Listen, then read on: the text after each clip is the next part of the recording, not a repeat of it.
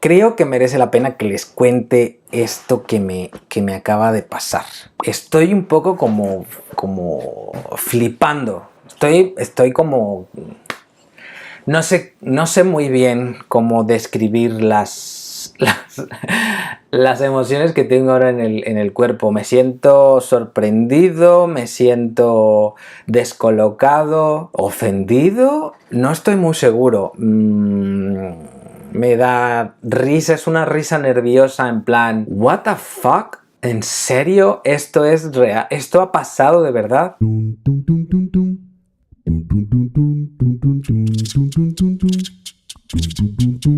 Les explico. Hace unos minutos recibí una llamada, como suele sucederme en esta época del año, de gente, de una persona que ha visto mi publicidad por la calle y que estaba interesada, ¿no? Yo tengo un cartel, como probablemente ya sepas, si vives en Sevilla habrás visto mis carteles por la calle. Tengo un cartel con el logo grande de mi taller de escritura creativa y pues con papelitos con los datos. Entonces se ha encontrado con este cartel, ha quitado uno de los papelitos y me ha llamado. Y lo primero que me ha dicho es, hola, ¿qué tal? ¿Da usted respuesta ante el taller de escritura creativa? Y yo, bueno, obviamente le he dicho que sí, le he saludado, me he presentado y acto seguido le he dicho, soy yo el profesor del taller, ¿en qué le puedo ayudar? Y ha empezado por decirme que ella necesitaba un coach literario. Y entonces me hizo la cabeza clink. Ah, perfecto, ha llegado al sitio ideal. Pero lo siguiente que me ha dicho es, yo no sé si usted me pueda contactar con alguien que haga este tipo de trabajo, porque yo necesito un coach literario y a mí las editoriales me han recomendado que haga coaching literario, porque verá usted, yo soy novelista y soy escritora y ya tengo publicaciones. Sinceramente no he escuchado nunca su nombre, pero bueno, puede ser cierto, ¿no? Y yo lo que necesito es que he escrito una novela maravillosa, he escrito con una historia estupenda y esta es una gran novela, es una gran historia, pero el problema que tiene es que no es un producto.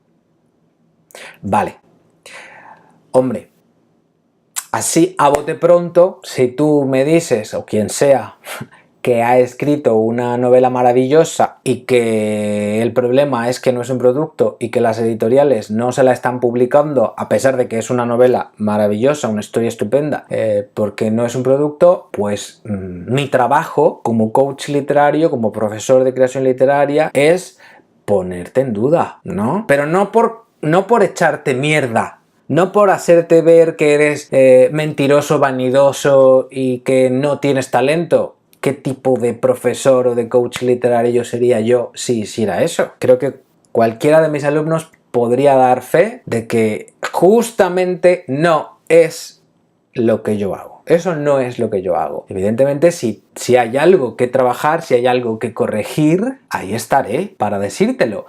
Pero evidentemente habrá que evaluar tu trabajo, habrá que primero conocer la historia y evaluar si no hay problemas de fondo en la historia y luego, ya que eso esté claro, pues darnos cuenta y meternos en el ajo de manera más directa, ¿no? Darnos cuenta de cómo es que se está trabajando la prosa, qué es lo que está haciendo el autor con esa historia y cómo la está transformando en una novela, y para eso obviamente hay que leer, ¿no? Toda esta conversación estaba bañada de un tono de superioridad por parte de esta mujer que me ha llamado. Me expresó que ya se había puesto en contacto con muchos talleres o con muchas instancias y ofertas parecidas a la mía en la ciudad, pero las tildaba con bastante... de una manera bastante peyorativa, ¿no? Es como, vamos a ver, es que yo voy buscando un coach literario y ahora resulta que perenganito de tal se ha montado un taller literario en la librería de su amiga y ya se creen coach literario. Vale, ¿y por qué me cuentas eso? ¿Qué tengo yo que ver con todo eso? Y lo más importante aún, si no me conoces y de darte ese apoyo profesional que tú estás buscando, que tú quieres, y te encuentras de pronto un cartel en la calle y crees por un mínimo segundo que podría ser, pero muy en el fondo de tu corazón ya estás pensando, esto va a ser otra mierda absoluta, y esa persona con la que voy a hablar es una auténtica basura y nada de lo que pueda decirme realmente me va a ayudar porque yo soy maravillosa, talentosísima y escribo desde los 6 años. Me estoy citando textualmente, estas cosas me las ha dicho, lo describo desde los 6 años. Vale, entonces, ¿para qué le llamas? ¿Para qué buscas a esa persona si ya de entrada tus prejuicios y tu falta de información no te están permitiendo evaluar, comprobar si esa persona realmente va a poder ayudarte? He intentado explicarle a esta mujer cómo funciona mi coaching y qué es lo que suelo hacer con los alumnos de novela cuando vienen a mí por primera vez, ¿no?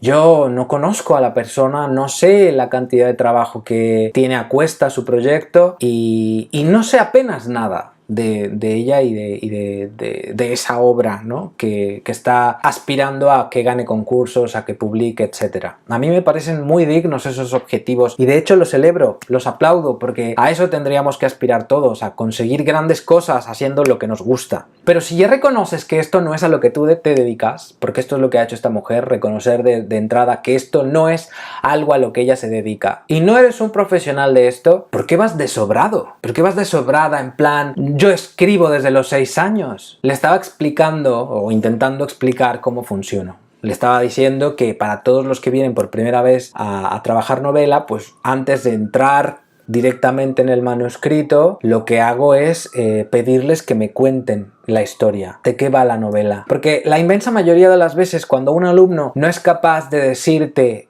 en apenas unas frases de manera oral de qué trata su obra, qué historia ha contado, qué tema trata, qué mensaje comunica, qué ha hecho, qué tipo de narrador utiliza, etcétera, etcétera. Si no tiene claras todas esas cosas, sin la necesidad de entrar en el texto, es bastante probable que esas carencias estén allí reflejadas. Y si uno pide a un alumno de inicio que le cuente este tipo de cosas para poner a prueba su historia, no es para ponerlo en evidencia y decirle ¡jaja! ¡Eres un tonto! ¡Jaja! ¡No tienes formación! ¡Jaja! Te necesitas aprender. ¿Qué clase de profesor sería yo si hiciera eso con las personas? Obviamente no. Obviamente yo lo que hago es averiguar cuál es ese punto en el que se encuentra cada persona, cada alumno, cuál es su nivel de formación, cuáles son las herramientas que domina, cuál ha sido su experiencia de trabajo con esta obra que me presenta, que me está trayendo al aula, y cuáles pueden ser las vías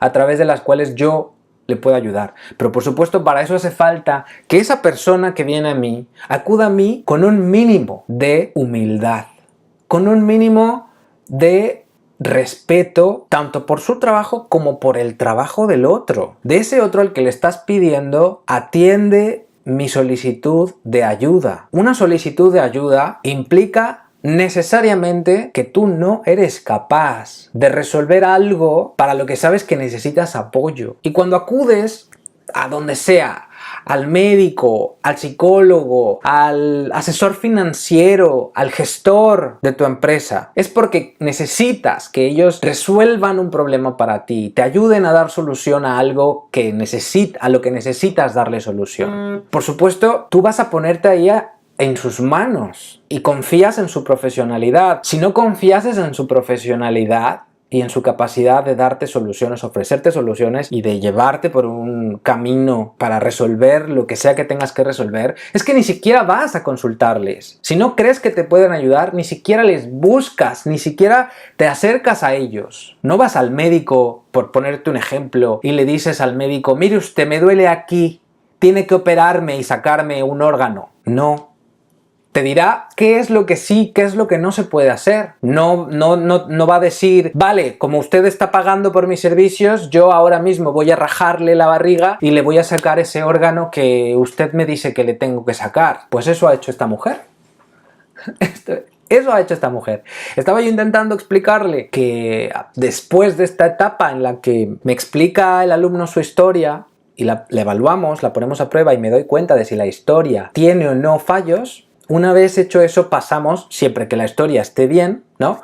Pasamos a una etapa en la que revisamos el manuscrito, lo escrito. Yo lo que hago es pedirle al alumno que allí, en esas 2 horas de sesión, seleccione un fragmento de la obra y me la lea en voz alta. Y con una copia ella y una copia yo, me pongo a tomar notas de lo que percibo en el texto. Y detecto tanto cosas positivas como cosas que habría que corregir, o problemas que estoy detectando y que no se habían detectado en esta primera etapa de revisión oral, en la que se ha trabajado en la historia de manera oral, porque evidentemente habrá cosas que no se pueden detectar oralmente y sí por escrito. Y hay cosas que podrías saber oralmente y que no necesitas esperar a invertir 24 horas de lectura de un manuscrito con una historia mala, cuando lo puedes resolver en 2 horas conversando con la persona que ha escrito esa obra. Y un profesional de las historias sabe cuando una historia puede fallar o no escuchando la historia, sin necesidad de leer la novela. Un profesional de la creación literaria sabe que las historias pueden ser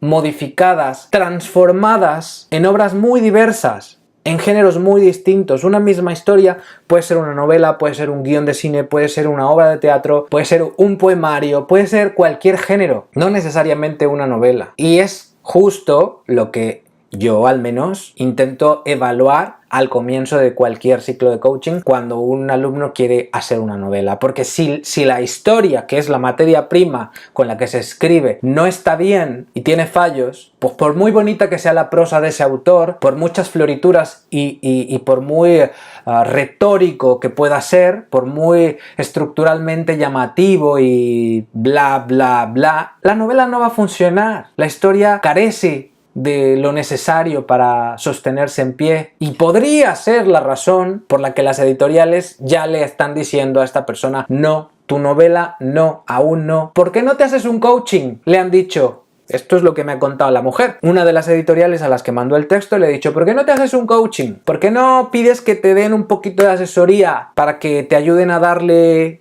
contundencia? Exactamente qué era lo que había que hacerle a Laura, pues mira, no lo sé, pero tampoco me ha dado oportunidad de llegar allí. Es que no me ha dado oportunidad a nada. Estaba toda cubierta por una capa de prejuicios y de mitos sobre la creación literaria, estando ella al margen de este mundo literario, tachándolo de un mundo vanidoso y ególatra, en el que es muy difícil entrar, llena de prejuicios y de mitos, pero yo creo que sobre todo de miedo. Yo creo que principalmente lo que estaba ahí detrás era un miedo tremendo a sentirse juzgada, ¿no? A sentirse menos valorada intelectualmente, quizá, porque somete al criterio de otro que no es ella, su trabajo. Ego aquí, ¿no?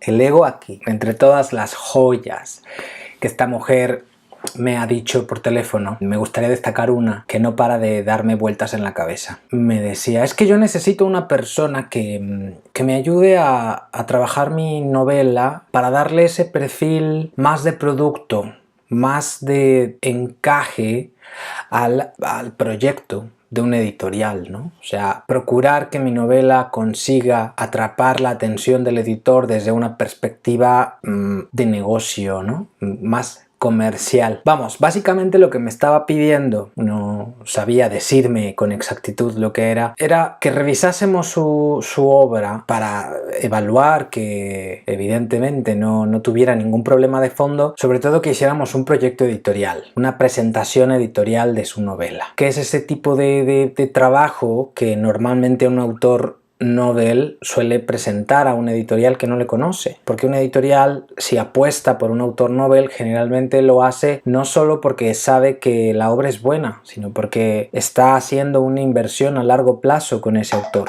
porque a partir de esa novela la carrera de ese autor puede despegar. Y entonces, al ver mi cartel y la información de mi taller, ella ha supuesto de manera inmediata que no era posible que una persona se dedicase a la creación o a ser profesor de creación literaria y al mismo tiempo supiera el teje y maneje de la cuestión editorial, que no eran compatibles una cosa y la otra.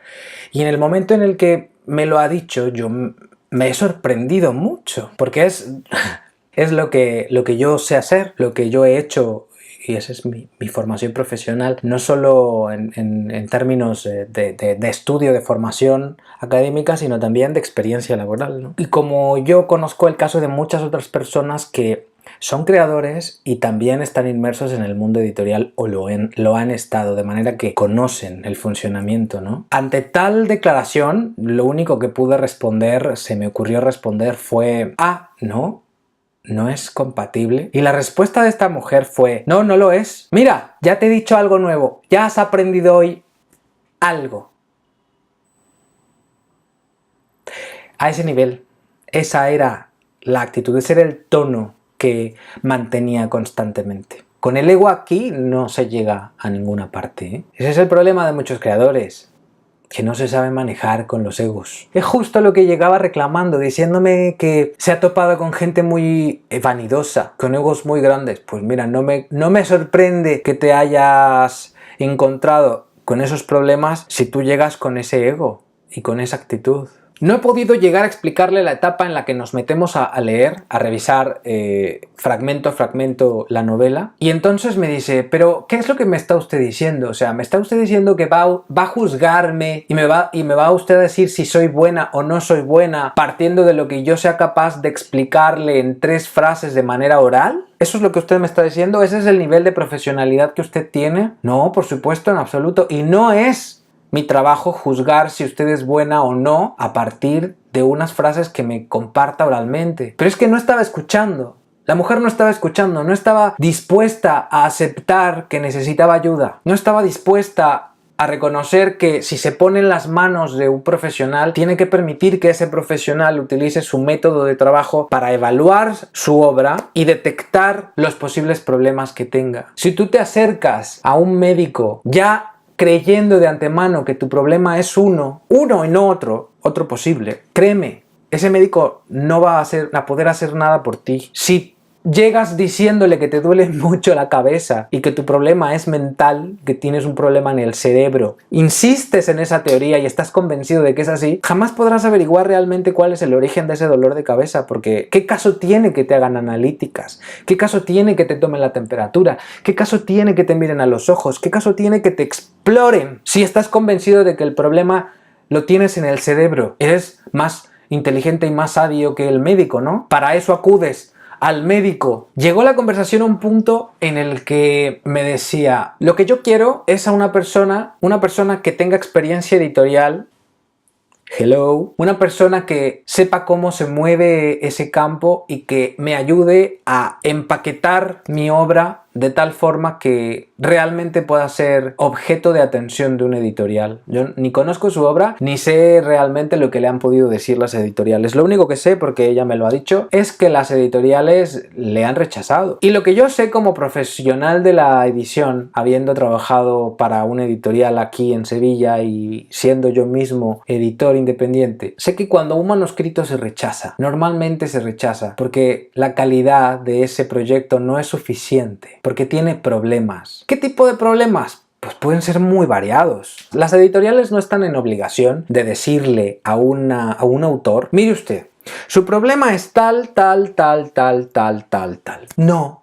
El trabajo de una editorial se limita a decirte: va para adelante, esto sí mola, esto sí tiene calidad, esto me conviene a mí como editor y quiero apostar por ello y correr riesgos y presentárselo al mundo porque me parece que lo vale. Punto. Las editoriales hace mucho tiempo que dejaron de tener con los autores una relación educativa en la que se trabajaba en conjunto la obra. Pero ni siquiera es que sea realmente así. La influencia hoy en día, donde un editor sobre la obra de un autor, se limita bastante. El mercado editorial está tan ahorcado que no se toman la molestia de invertir tiempo y dinero en la preparación de un autor en potencia. Para eso están las universidades, para eso están los talleres literarios, los libros de creación, los manuales de creación y la formación autodidacta. Para eso está la etapa en la que tú te formas como autor. Y para eso, para formarte, para aprender, para encontrar cuáles pueden ser tus puntos fuertes, pero también cuáles son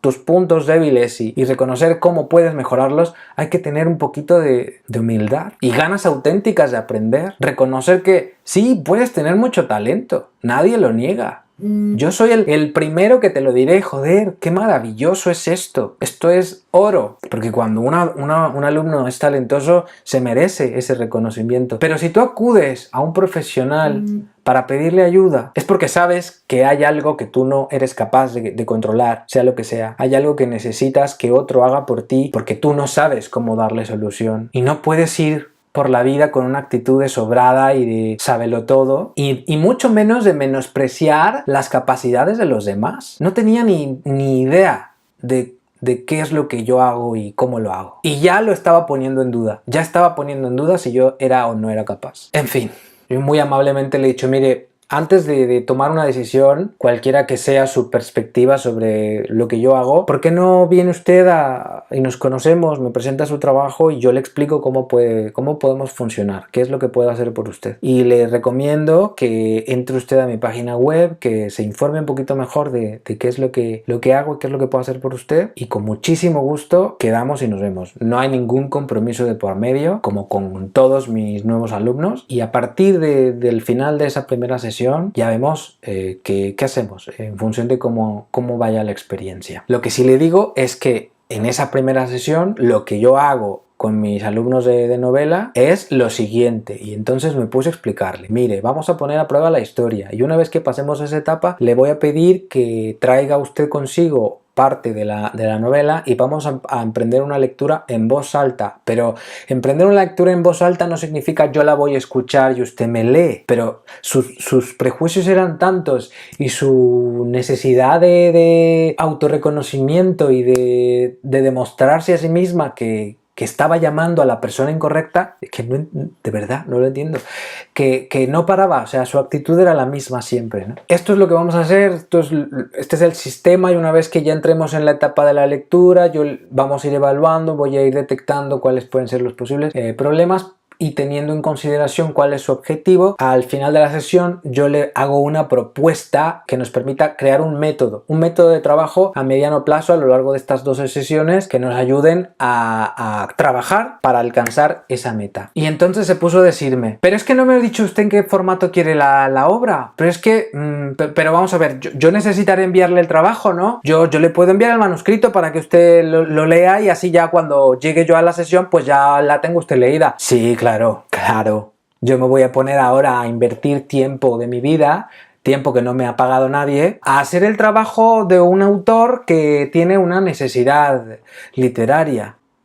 Claro, porque no tengo nada mejor que hacer, ¿verdad? Que trabajar gratis. Ah, porque otra cosa que no se cansaba de decirme la mujer es que es muy caro, es carísimo. Es carísimo lo que cuesta un coaching literario. Bueno, mira, yo sinceramente no creo que mis servicios sean tan caros si los comparamos con el precio que pueden tener en un editorial. A mí me parece que son precios bastante competitivos y que están al alcance de cualquier bolsillo. Eso ya depende de la situación de cada uno. Pero vamos a ver, no puedes esperar ir a contratar un servicio, cueste lo que cueste, sin tener que pagar, ¿no? Por ello. Entonces, sí, vamos a leer tu obra, evidentemente. Vamos a leer tu obra, pero la vamos a leer con el método que tengo yo y que es al profesional al que te estás acercando. Porque si no, no sería un coaching. Si no, lo que tú me estás pidiendo es una lectura y la evaluación de tu obra, un informe de lectura. Y yo hace tiempo que dejé de hacer eso. Mi trabajo es ser coach literario. Yo trabajo de tú a tú con la gente. Y para eso me hace falta tener el texto y a la persona delante. Porque ese trabajo de tú a tú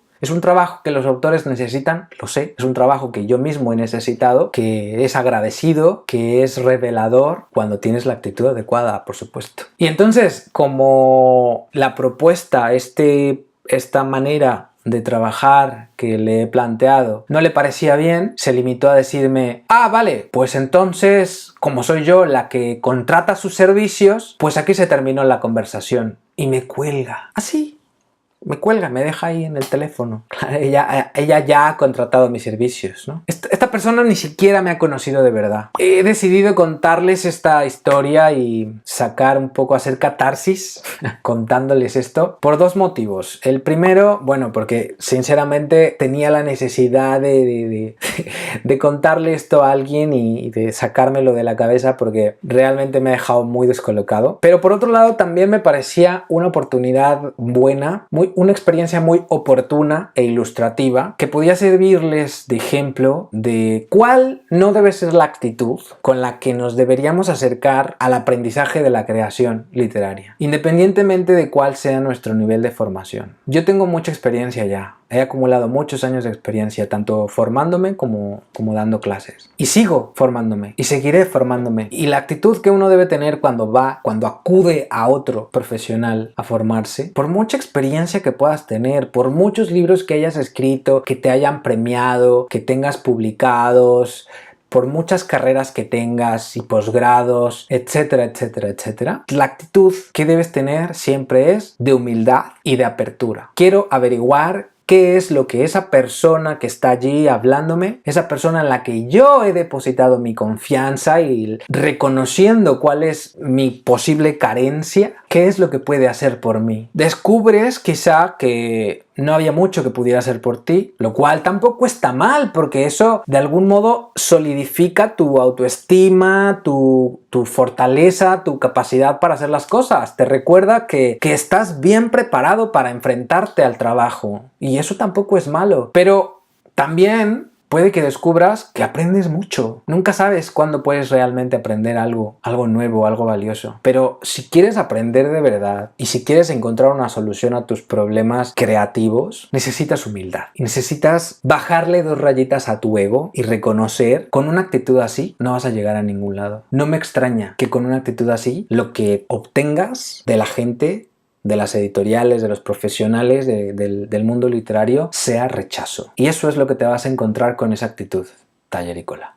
Rechazo. Bueno, simplemente quería destacar la diferencia, ¿no?, tan grande que puede haber entre este tipo de perfil, ¿no?, de personas que se acercan a mí, y este otro tipo de perfil. Hace muy pocos minutos me acaba de escribir una persona, un hombre que está interesado, ¿no?, en mis talleres, y me escribe un mensaje que es digno de alabanza y de premio. Este es el primer mensaje, es su primera toma de contacto, ¿vale? Leo. Dice: holas de letras, mi hombro es Sebastián, al igual que casi todo mi cuerpo. Deseé habas con el sultán y preguntar por el curso, rutas y peajes. Muchas grasas tienen las patatas y espero esparcir un áspero quechua. Atentamente, Kengurecue Sho.